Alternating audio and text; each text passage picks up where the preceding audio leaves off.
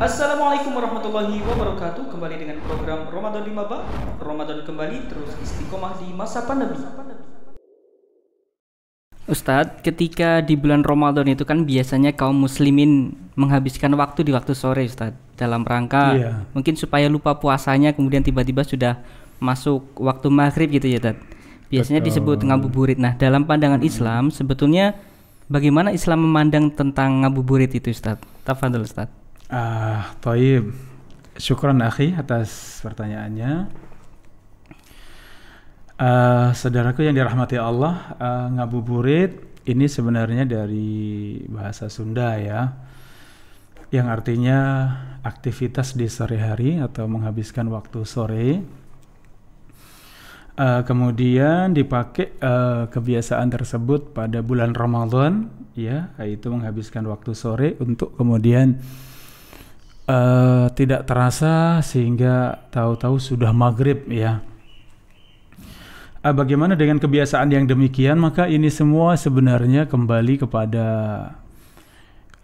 aktivitas kita. Kalau aktivitasnya baik, ya itu menjadi kebaikan. Kalau itu mubah, maka sesuatu yang boleh ya. Justru kalau diniatkan baik, maka menjadi kebaikan.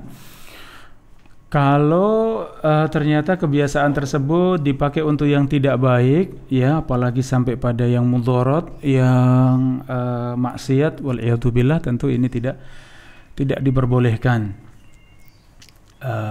Kalau kita lihat hikmah daripada puasa, ya, kita ingin banyak beribadah di siang hari, kita berpuasa dengan ibadah ya yang bisa kita kerjakan, zikir, salat, baca Al-Qur'an ya, demikian menuntut ilmu, baca buku, baca kitab ya. Kalau kemudian kita bawa kepada kebiasaan yang tidak baik, maka ini menjadi tentu dosa buat kita ya, sebagaimana dalam hadis, ni'matani maghbunun fihima katsirun minan nas.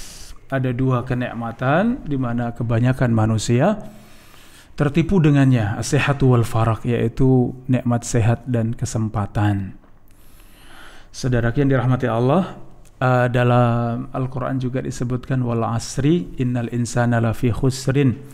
Demi waktu sesungguhnya manusia dalam kerugian, illal ladina amanu, kecuali orang-orang yang beriman, wa amilus salihat, dan beramal saleh, watawassaw bil haq watawassaw bis sabr, kemudian saling berwasiat untuk sabar dan saling berwasiat di atas ketaatan. Oleh karenanya kebiasaan ngabuburit tadi silahkan itu dimanfaatkan untuk perkara yang mubah. Syukur adalah perkara yang baik.